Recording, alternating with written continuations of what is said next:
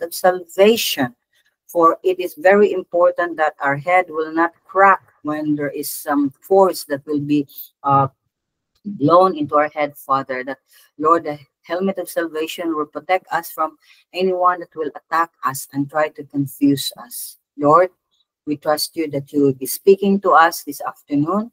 Huwag na makasabot yun sa imong mensahe, paglabaw sa tanan, na dili mi mabira sa kaaway. Ginoo, amo itugyan kanimo ang tanan, in Jesus' name, amen. Okay, so there is only one gospel. Ang gospel nga atong nadungog o receive is the same gospel nga gi-preach ni Paul sa iyang lifetime, no? So daghan nga gospels ang gi-present even before. Yeah, the gospel of Mary, the gospel of James, the gospel of Philip, gi-present yun ni, but not accepted as canonical books by the early Christian church. Doon ay mga man-centric, sa pa man-centered gospels. Dili sila Christ-centric or dili sila Christ-centered gospel. Kung sa man siya nga mga gospels, therapeutic gospels. So, moralist gospel, mystic gospel, works gospel, legalistic gospel, universal gospel, spiritually neutral gospel, fire insurance gospel, and many more. So, man is creator of many things that is not from God and of God.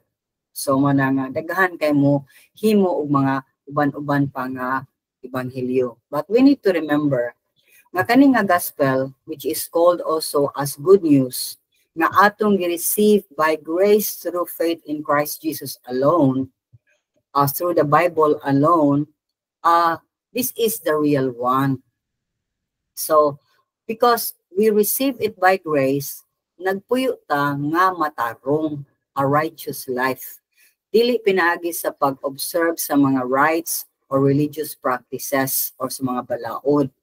Mo na nga nahimutang justified or matarong or gipakawalay sala sa Ginoo sa Amahan because of this grace nga iyang gihatag through His Son, Jesus Christ. So we believe and we receive and we are saved. So ang doctrine of grace, grabe ang impact nini sa akong life na this song came about, which I will share with you. For naani siya sa atong virtual fellowship, if you will look nato sa mabaw pa before sa get into the word. So I'll sing by grace. For by grace I've been saved. By your grace I have lived a new life, different than before. Thank you, Lord Jesus, forevermore. Let's repeat it again. For by grace I've been saved. By your grace I have lived a new life, different than before. Thank you, Lord Jesus, forevermore. For by grace I fear God. By His grace I fell in love with Jesus, sitting on His throne, saved by grace and by His grace alone. Let's repeat stanza 2. For by grace I fear God. By His grace I fell in love with Jesus, sitting on His throne, saved by grace and by His grace alone. Let's sing from the top. For by grace I've been saved. By your grace I have lived a new life, different than before. Thank you, Lord Jesus, forevermore. For by grace I fear God. By his grace I fell in love with Jesus, sitting on his throne, saved by grace and by his grace alone. With Jesus, sitting on his throne, saved by grace and by his grace alone. Thank you, Lord, that you saved us by grace alone. Otherwise, manghambong me will become so prideful that, Lord, ako ang among ulo, and we will continue to sin. Thank you so much, oh God. And let's pray for let's go to our text, Galatians chapter 1, 6 to 7, 2 verses only. Paul said, I am shocked that you are turning away so soon from God, who called you to himself through the loving mercy of Christ. You are following a different way that pretends to be the good news, but is not the good news at all. You are being fooled by those who deliberately twist the truth concerning Christ. I'm reading from NLT. So, ang atong outline ini is do not turn away from it. Okay? Actually, it's supposed to be up to verse 10. So, I'm breaking it. So, we'll just take this first outline. Now, we learned last time na si Paul, iyang present that he was called by God, not by men. And there was no authority nga ni-assign niya to be an apostle. And then iya pa yung deklaro nga it is from the Father through Jesus Christ nga siya nahimong apostoles, kay siya man ang least among the apostles, kay he came to know Jesus Christ when Jesus Christ already was about 3 or 4 years already nga isaka na sa langit, and yet Jesus Christ came down to meet with him in the road of Damascus, to choose him to become an apostle niya to sa mga Gentiles. But you know the heart of Paul, magtuyo na siya sa mga synagogue. Niya iyang present gani, this is the God niya ni-forgive na to. This is the God niya napakamatay na to. So ang iyang intro salutation itself, loaded na kaayo. Now, kaning nga second part in the book of Galatians, iyan ang gi-rebuke, iyan ang gi-present niya ang iyang dismaya, no? He was displeased, he was you call this sabi in English ani basa na dismayado siya nga they are turning away from the gospel. So ningon siya din sa verse 6, shock kay kuoy, ana siya in Cebuano pa, shock kay kuoy nga ni talikod man mo dayon. Murag dali ra kaayo mong ni-embrace sa Ginoo niya, gitalikdan na ninyo ang nitawag ninyo pinaagi sa kaluoy o pinaagi sa grasya diha ni Kristo Jesus, kay ni sunod na mo sa lahi kaayo nga ebanghelyo nga nagpretend nga kunuhay maayo ni nga balita. Okay? So mo ni atong tukion karon kaningon sad siya nga dili pa jud ni mao ang good news. Nya kamo gibuang ra mo aning mga tawhana, ilang gituis ang truth concerning Christ. So ningon siya pag niya, I'm shocked that you are turning away so soon is mo ni ang iyang wa siya mga I'm praying for you, when I remember you I pray for you. Soft man kaayo si Paul sa uban niya nga letters, pero kani bang diretso pa nga saba sa mga Galatian believers, kay makaingon ta anong di man siya masuko or dili siya nga ma-agitated when he was spending much time with these people and even over his life. Okay, so he gave everything to these believers and he went through so many hardships for them to share lang the gospel. Now, para maasabta na to, allow me to walk you through sa first missionary journey ni Paul. sa province of Galatia, where the churches, okay, sa province of Galatia were founded by him.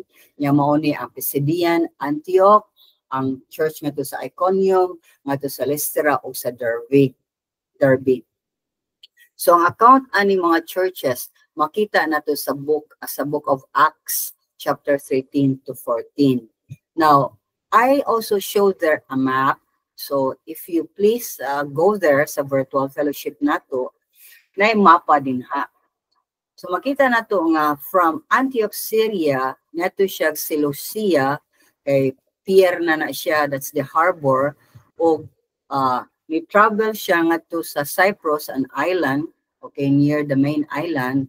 Niya from Cyprus, nato siya Salamis, then Paphos, then nato siya sa Perga, then nato siya sa Antioch, Pisidia, then nato siya sa Iconium, nangari siya sa Lystra, nangari siya sa Derbe. After na nibalik pa yun si Paul from Derbe, and his life was threatened, has death threat niya. Grabe ang persecution. So from Derbe, nibalik siya nga to sa Lystra, nga to siya sa Iconium, nibalik yun siya, nibacktrack siya sa Antioch, Pisidia, niya ngari siya sa diri na siya sa Atalia, wala siya sa Perga, o niya ni diretso na siya balik sa iyang home base. So this is the very thing nga atong makita sa iyang trip sa first journey. So tanaw na to ang what the Bible or the book of Acts in chapter 13 is saying in Antioch, Pisidia. Kay mao ni ang nahitabo. So the batasan of Paul, the usual niya, the thing that he usually do when he's in a place, he will look for a synagogue, the place of meeting sa mga Hudiyo. Nya ni-share siya sa mga gospel nga to. So ayang i-share, nag-start siya sa history of Israel as a nation, nya ngadto sa death and resurrection of Jesus Christ. So allow me to read Acts 13:38-39 para makita nato how Paul made it clear to them nga it is by grace through faith in Christ nga maka-obtain sila forgiveness and not by observing the law. So klaro na kaini sa iyang preaching to them sa Antioch, Pisidia. So in verse 38 and verse 39 of Acts 13, if you have your Bible there, please follow me. Ningon siya, therefore my friends, I want you to know that through Jesus, the forgiveness of sins is proclaimed to you. Through him, everyone who believes is set free from every sin, a justification you were not able to obtain under the law of Moses. Akong Bisayon, ingon siya nga, busa mga amigo, kung makasabot mo o makahibaw mo, na pinaagi lang ni Kristo Jesus nga mapasaylo ang inyong mga sala, ug mao ni ang among gi-proklamar diha kaninyo. Nga pinaagi lamang kaniya, ang tanan nga mutuo kaniya, ma-set free siya, mahimo siyang gawas nun sa iyang mga sala, o tan-awon siya nga wala nay mga sala, o dili pinaagi sa iyang pagsunod sa balaod ni Moses. So, diklaro na ni Paul, no? Yeah, after that, si Paul and Barnabas, gi-invite sila to speak again next Sabbath. So, kung ang Sabbath nila, Sabado, ano, yeah, sa sunod Sabado, nga balik niyo mo din, ganahan pa mi maninaw. Okay, so sige, balik mi. Okay? Ang resulta, ang whole city ni adto didto. So napuno ang lugar ug naminaw sila sa word of God. But something happened in verse 45 and 46. Kay ato sa 47, ato gani sa verse 52. Kay mao ni hinatabo. When the Jews saw the crowds, they were filled with jealousy. They began to contradict what Paul was saying and heaped abuse on him. Then Paul and Barnabas answered them boldly. We had to speak the word of God to you first. Since you reject it and do not consider yourselves worthy of eternal life, we now turn to the Gentiles. For this is what the Lord has commanded us. I have made you a light for the Gentiles so that you may bring salvation to the ends of the earth. When the Gentiles heard this, they were glad and honored the word of the Lord, and all who were appointed for eternal life believed. The word of the Lord spread through the whole region, but the Jewish leaders incited the God-fearing women of high standing and the leading men of the city. They stirred up persecution against Paul and Barnabas and expelled them from their region. So they shook the dust off their feet as a warning to them and went to Iconium. And the disciples were filled with joy and with the Holy Spirit. So for the benefit of our mga Cebuano nga naminaw karon, mo nang ang naitabo. Pagkakita sa mga Hudiyo, suya sila. Ila na dagi kumbati ang mga gipangsulti ni Paul, ilang gisultihan dili na maoy ang gisulti, mao ni ang gisulti sa ato, mao ni nya human ilang giabusuhan si Paul. It's not stated how gyud sila pag-abuso. For sure kung maagi siya ilang bugal-bugalan, for sure daghan na sila gipanapig, kanang imalain bitaw ka nga na bobo, tambok, budlat mong mata kay because that was the possible structure of Paul. Nya si Paul, itubag nila nga kami, isulti lang sa pulong sa Ginoo. Una ninyo, okay? Kay mga pareha man ta puro Hudiyo, pero inyo man ning gitalikdan, di man mo paminaw ninyo, di mo worthy ang ayan sa eternal life, then matumi sa mga Gentile, sa mga pagano. Kay mao man ning gisulti sa Ginoo o gimando sa Ginoo namo nga mahimo ming suga para ngadto sa mga pagano o magdalami kaluwasan ngadto sa katapusang lugar ni ining kalibutan. Mao na nga ang mga Gentile, ulipay kay sila nga, favorite dami sa Ginoo.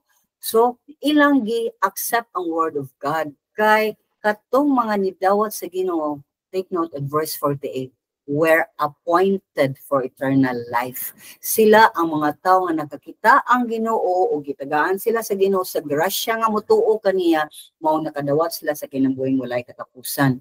Ug di lang kana, ni spread out sa tibuok rehiyon. Kumayon ka nga, tibuok diri nagsugod sa Butuan, ni spread out sa tibuok Caraga, nagsugod diha sa Talisay, nagsugod sa Cebu City, diha sa Pasil, ni spread out sa tibuok province of Cebu. Ingon ana ni katag ang word of God. But ang mga leaders sa Hudiyo ba, mga suyaon kaayo, ilang gitamnan dili mao ang mga God-fearing women, mga women of high standard sa kinabuhi, mga dato o mga kalakin-an usab.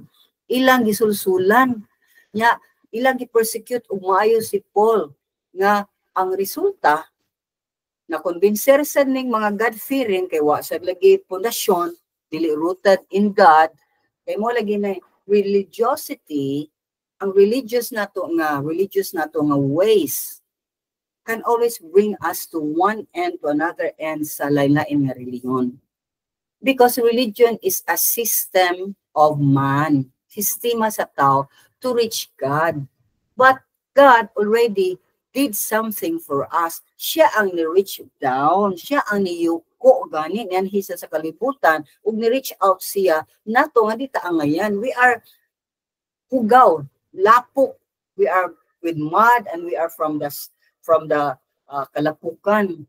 So, ang gibuhat ni Paul ug ni Barnabas was ilang gitaktak ang dust sa ilang tiil. That's among gitaktak ni kay di mamumudawat. And then ato sila sa Iconium. Ang mga disciples there, tanawa ha, verse 52, were filled with joy and with the Holy Spirit. So I want you to really consider this. Puno sila sa kalipay, puno sila sa balang espiritu. And yet, this is only one place nga nagtanong si Paul, and yet in Pisidia, Antioch, nibalisad sila. Okay? Now, sa Iconium. So as usual, nato siya sa synagogue, di siya sa gospel, daghang ituo. But again, ang mga Hudiyo, nakibatok ni Paul. Ilang, again, gipoison nila ang mga minds of sa mga ubang mga Hudiyo. So in spite of that, nagpuyo ni stay sila si Paul o Barnabas dugay-dugay sa Iconium. Sige silang sangyaw about Jesus Christ. And with it, nag-perform sila of miracle signs and wonders.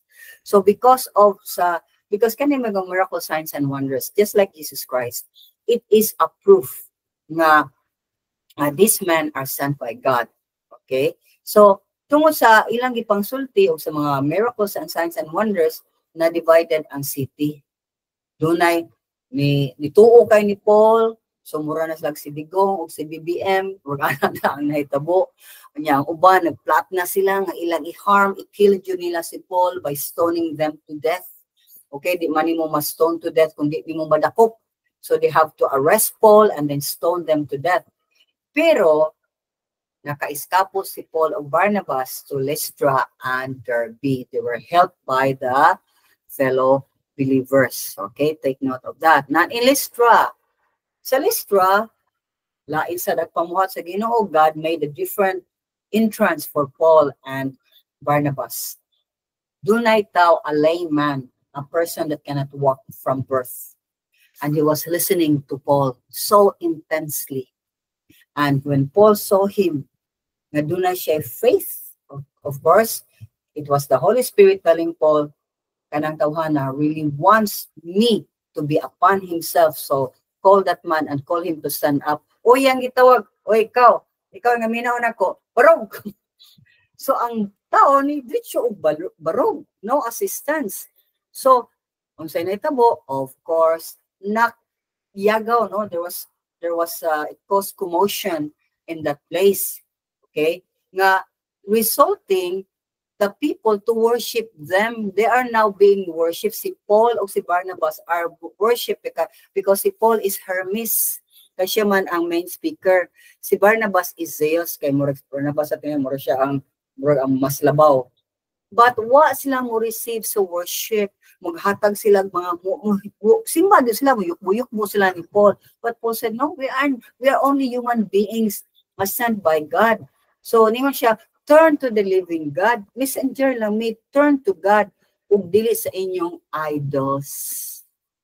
Okay, so niigo si Paul, not to your idols. That's why in sharing ba, especially, yes, we don't want immediately to talk about their idols. We want to tell people na we are all sinners, apil me, but God is here to forgive us. Mo medyo na ang gospel.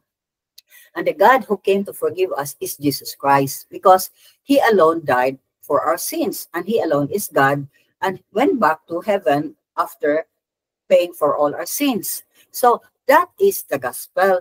But this time, because musimba naman ang whole city nila, himo naman silang Ginoo, they said, no. Turn to God, the God that we are telling you about. But sa inyong idols, ayaw ana. So, nakaigo na sila og sensitive nerve. Yeah, this is what happened in chapter 14, verse 19. Then some Jews came from Antioch and Iconium and won the crowd over. They stoned Paul and dragged him outside the city, thinking he was dead. But after the disciples had gathered around him, he got up and went back into the city. The next day, he and Barnabas left for Derbe. Uy, ang plano sa mga tao o sa mga Hudiyo nga suko kay ni Paul o ni Barnabas, liman ka ang Iconium and Antioch nagkunay. They become one team. Two places become one team. They went to where? They went to Lystra. Paul and Barnabas is in Lystra. Hoy, fellow Jews, diha sa Iconium. Huyog ta. So, huyog sila. Idakop niya si Paul for sure and then stone him to death. But for them to stone him to death, idala siya outside the city. So actually, Paul experienced death here. But that was also the very experience that he shared. Ngayon siya, I don't know, but there's a man that went to the highest heavens. Di siya ka-explain siya yung nakita, and this is and that. So he tried to explain what he saw, although not everything, no? Kaya God prevented him to say those things nga bilangan niya isulti. So, in short, because it was not time for Paul yet to go home, God breathed life back to Paul. Okay? Kaya pag-gather together sa mga disciples para dadon na iyang dead body, para ilubong na, ay, nibangon si Paul. He got up and went back. O nibalik sa city, isog yun kay si Paul, kaya nibalik sa city. But the next day, they went to Derbe. So lain na sad sila, ito na sila nga lugar sa Derbe. Paul and Barnabas preached the gospel. Gihapon, daghan gyapon ito. Then nibalik sila to places nga badly persecuted sila. Nibalik sila sa Lystra, sa Iconium, and Antioch. So makaingon ka, what? Ano, nibalik pa man siya ngadto nga ang latest niya nga event was he was stoned to death, and mubalik yun siya ngadto to these people? The answer is in Acts chapter 14 verse 22. Okay? So, verse 22 to 23, strengthening the disciples and encouraging them to remain true to the faith. We must go through many hardships. Mayang sulti, we must go through many hardships to enter the kingdom of God. Paul and Barnabas appointed elders for them in each church, and with prayer and fasting, committed them to the Lord in whom they had put their trust. So, grabe kayo, no? Sila si Paul and Barnabas. Di lang sila mo sow sa seed. Di lang kayo mo disciple sila. They set up people that will lead each the group of people nga ilang saburan sa pulong.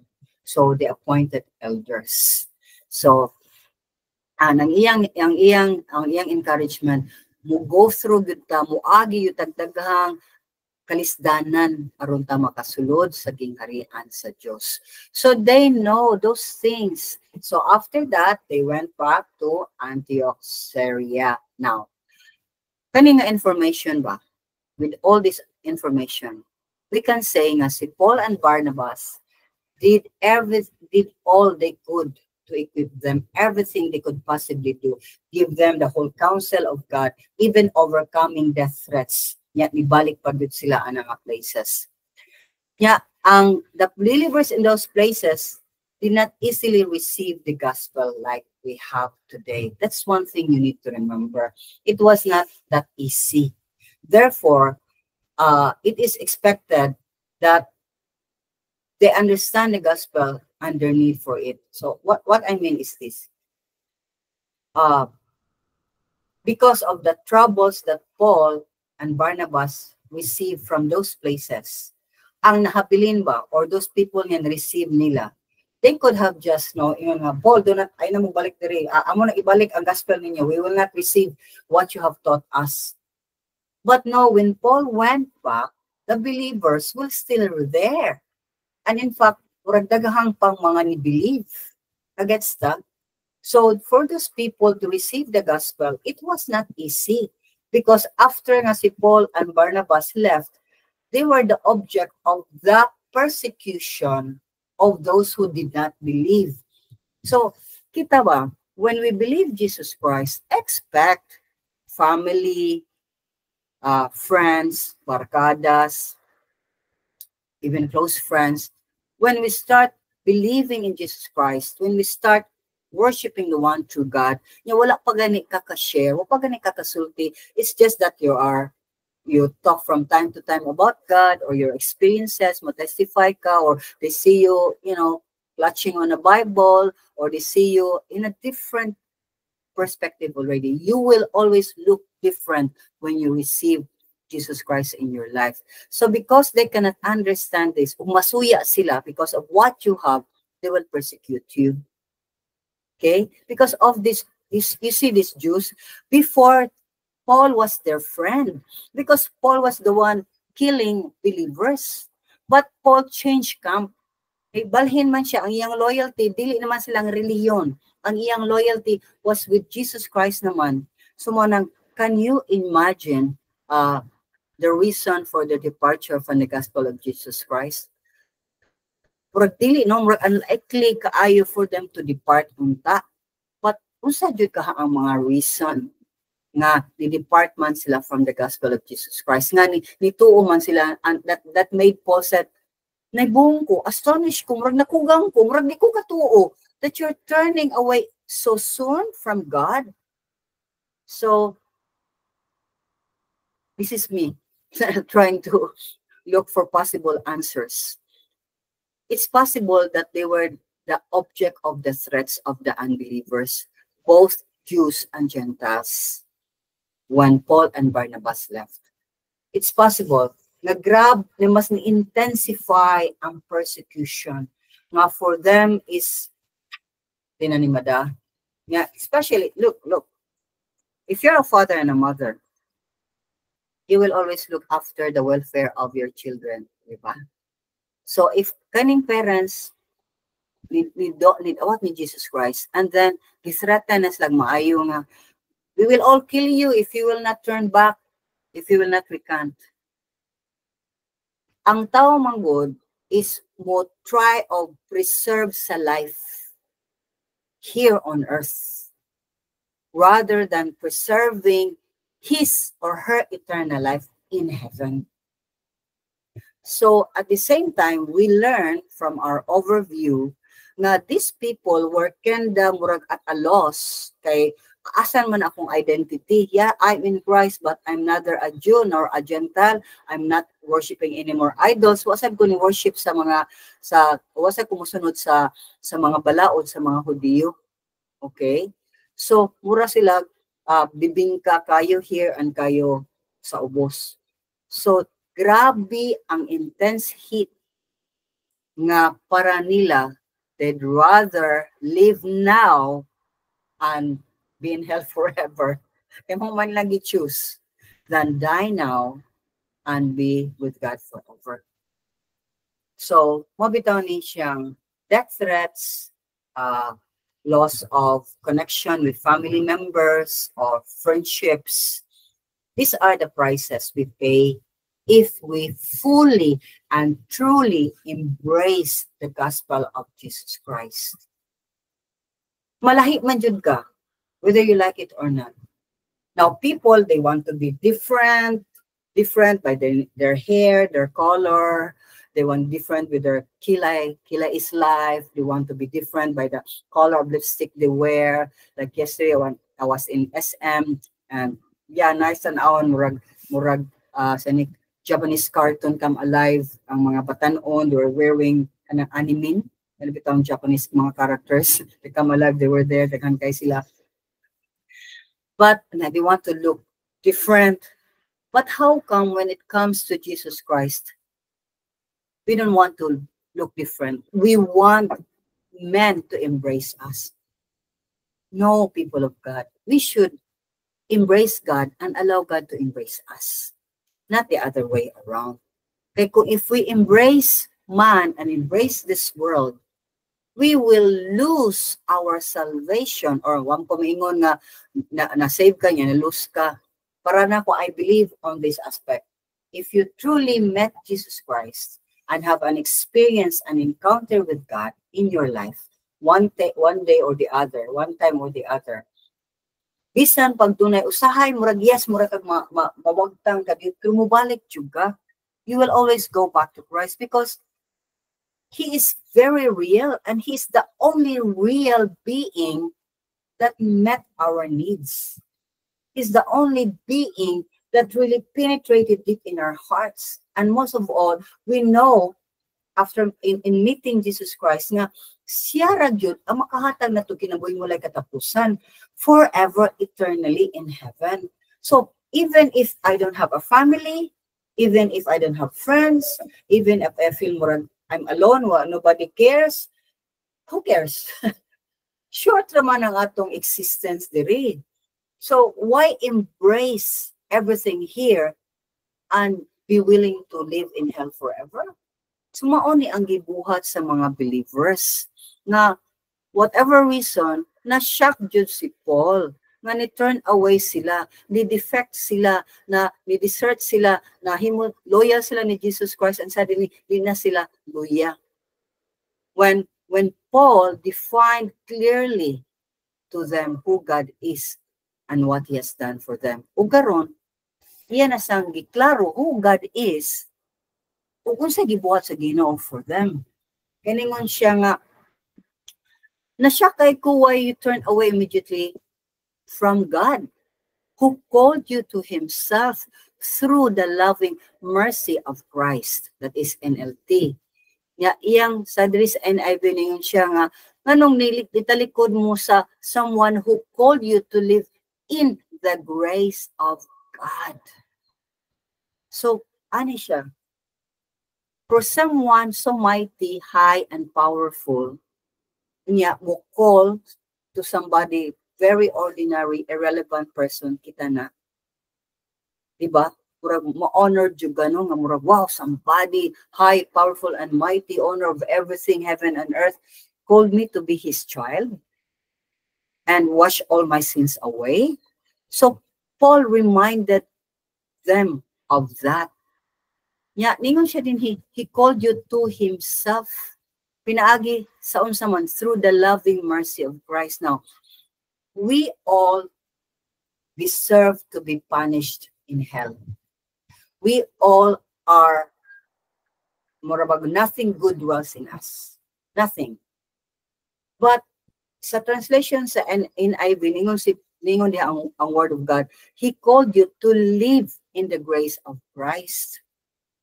So when God he looked at us with so much mercy, nga luuyan ni mga tawhana, uy, matunis na sa imperno, luuyan ni mga tawhana, uy, I created them for myself, and only I will burn them in hell?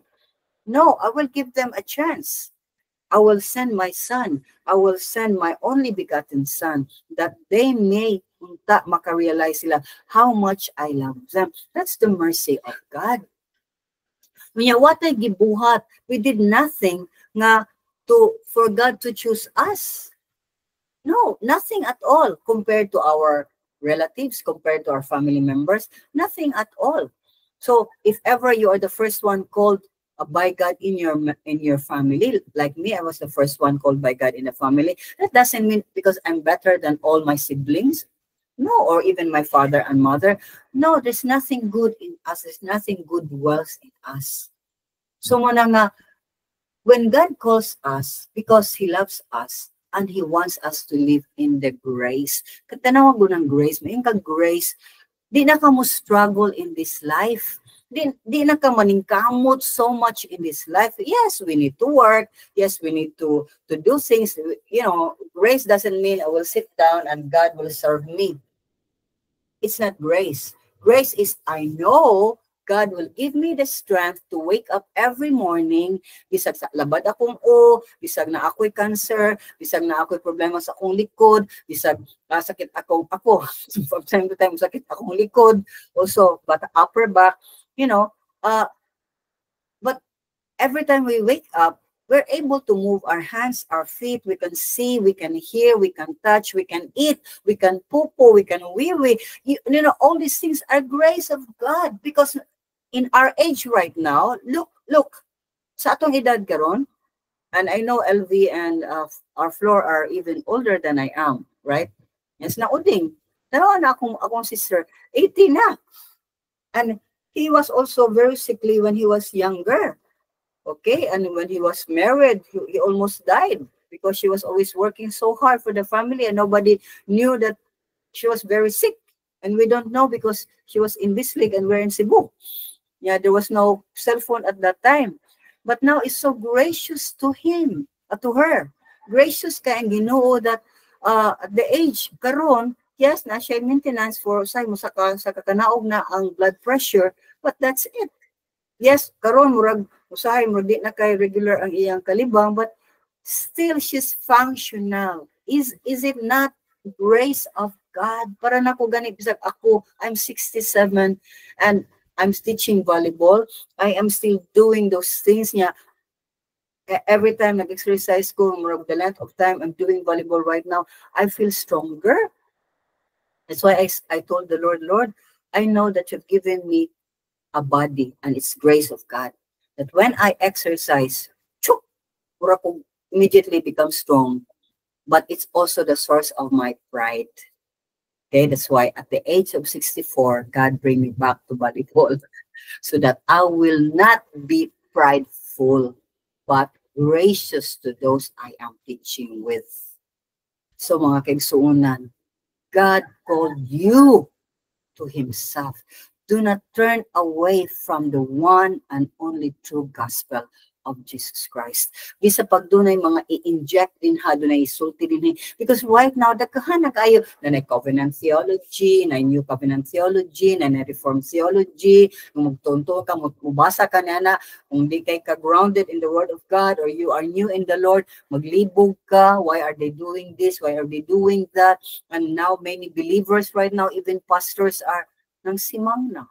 No, na sila, anak diri, nanay mga replacement theology, that's the worst, replacement theology, they do not believe that God is still in his mind and in his heart, he's still for Israel. Because Israel is his people niya. Mubalik ra na ang Ginoo pag-deal sa Israel. And in fact, he's dealing with Israel right now. But right now, kita ang nakadawat sa grace of God. Kita mga Gentiles.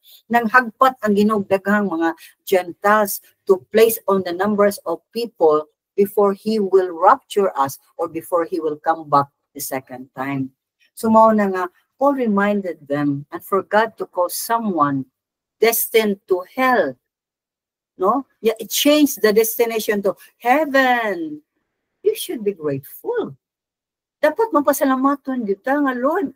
Di jud ko ka ma-perfect Ginoo, but I'm trying to live a holy and godly life for your honor and for your glory. Because we know we sin from time to time with our mouth, with our minds, most of all with our hearts. Kasi may nakibaw din ang nasuko na ka. Kasi may nakibaw din ha, naghuna-huna, nakagdi mo sa imong huna-huna.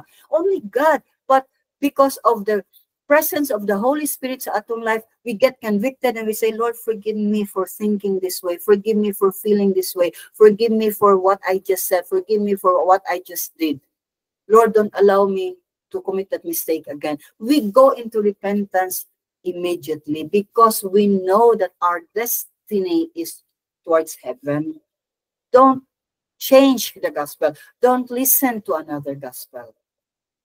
For God the Father to make his son, Jesus, as a sacrifice for the sin of mankind by dying at the cross, we should be loyal to God. We should be loyal to God.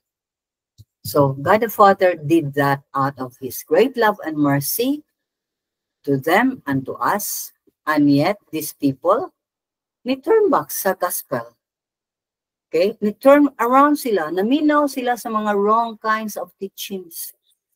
Munang again and again, I really encourage you. I don't know if you are been reading the Bible already, from Genesis to Revelation, back to Genesis to Revelation, or ganahan ka in the New Testament. I really encourage you. That's the only very thing you can do that can make you rooted and grounded, because the Holy Spirit will always be teaching us every time we basa ta, every time we spend time thinking, trying to chew sa atong ikaon na punong sa Ginoo. Because God loves it when we spend time with Him. Mana ang atong theology, ang atong doctrine, ang atong belief, it's God who seals it. It's God who makes it strong. Ang foundation na to is God and His Word. So man nga in verse 7, ningon si Paul, ngano man mo, pagkuman niya sulti nga ngano, nitalikod mo sa Ginoo, nga nitawag man siya ninyo to live according to live in the grace of Christ. Pero ni follow mo different way. A way that pretends to be the good news but is not the good news at all. So giklaro ni Paul, dili man ang good news. It's not the kind of teaching that we are teaching you. So why are you doing it? Why are you changing? Why are you accepting false teachers, false teachers and false teaching? So klaro kay si Paul niya, kanis makaingon gyud ka dinhi nga wa bag ka na magliko-liko si Paul nga ka ng mga kuan. Kita bitaw mga Pilipino di kay taganahan mo mosultig diretso, di ba? Pero si Paul is a very frank person. Especially, my view on being frank ba is this. If a person is delusional, ganun mura siya nawagtang sa sarili, or mura siya na-hypnotize, or naglakaw siya going in a direction that he's meeting a big truck that will kill her. May nga baka, Hi, hello, hi, uy, uy, lingi good, but he's already going fast towards death. May nana pa ka, or you will run after the person, grab her sa iyang collar, or grab her with the arm, or grab her with the hair, and pull her away para di siya mamatay. Yes, nasakitan siya. Yes, it's painful. Yes, he might get hurt, and you get hurt as well. But that is the way to confront false teaching. That is the way to confront when a person is turning away from God. And that is also the very thing that people hates when we confront them. But if God tells you to confront them, confront them. Mamaya gibuhat ni Paul, di confront yun siya. Mana si Paul, dili man siya sikat nga santos. Napay daghan kayo nagsimba ni Saint Paul. Wala. Kaya siya man ang isog gaayo, musulti sa pulong sa Ginoo. So makita nato din, he did not mince words when he told the Galatian believers nga you are being fooled in verse second sentence of verse 7. Gibuang mo by these people nga mga katawhan nga deliberately nga gituyo yun nila tuis ang truth concerning Christ. Gibuang mo ani nila, yang tuod yun mo nila. The deeds of these people when Paul was preaching was already very clear that they don't have the love of God. Okay, why would you kill somebody? Why would you persecute and malign and slander somebody who is merely distributing or telling the word of God? Yung mga Jews ni leaders ni sa simbahan ang nipatay ni Paul. Just like ang nipatay ni Jesus Christ were the leaders sa simbahan. Mabita ng religiosity gives us a full sense of pride, a full sense of accomplishment na ang atong pride mo dako umaayo. Sa mga kaigsuonan, we need to really understand, please, mo encourage ko ninyo, read the word of God. Do not read one sentence, at least read one chapter, but I encourage you, read the whole Bible for the whole year.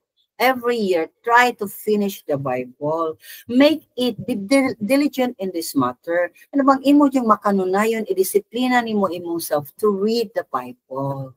Please, and really stay there. If God is speaking to you, if God is rebuking you, is correcting you, stay there and speak to the Lord. Because when God speaks to us, we talk back to the Lord. Not talk back na murason ta. Musulti ta nga Lord, pasaylo ako. O Lord, maoday ni ang dapat ako buhaton ani nga problem. Because God loves us so much. He wants us to be walking with Him. Because walking with Him means you are safe. The world is slippery. The world is ruled by Satan, and there are many people around us, even, close friends, family members, will even try to kill us. And that day will come. It will really come. They will be the one to tell that my brother, my sister, my father, my mother, not to sa government, is a believer of Jesus Christ. And look, hey, isod na kaayo pagtago sa mabot ng mga adlaw, because right now, the whole world, the system of the whole world is already, di nasa planning stage, is already working where each and every one can be monitored, like this laptop, like your cell phone. Don't you know that you're being monitored? You don't think you are not monitored? You are. Somebody up there, people who wants to be God, ruling over every individual, is trying to monitor everyone and trying to create a world na makontrol nila. But that should not be. Only God created the world and He is the one that controls it, not man. Kasabot ng mga katawhan sa Ginoo. Mana nga ningon si Paul, you are fooled, twisted ang mga twisted ni mga tawhana sa ilang mga pagtuo. Okay? So, where is my cursor? So, evidently some people are throwing you into confusion and are trying to pervert the gospel. Mao man ni ang nahitabo karon, di ba? So, people are trying to pervert or to twist the gospel by telling us this is the way. of a new life. Kay bisan karon lagi, maglibog na kaon sa sakto o sakto ba sila. Mana nga, stick to the word of God. Like, people believe that it is right to have a boy-to-boy marriage and relationship. And it's okay for a child to grow in that particular marriage or particular parents. Puro lalaki, ang satad puro babae. So, gi-accept sa kalibutan because they do not know the word of God. And the moment you tell them that the word of God created only a man and a woman, wala na, suko na sila.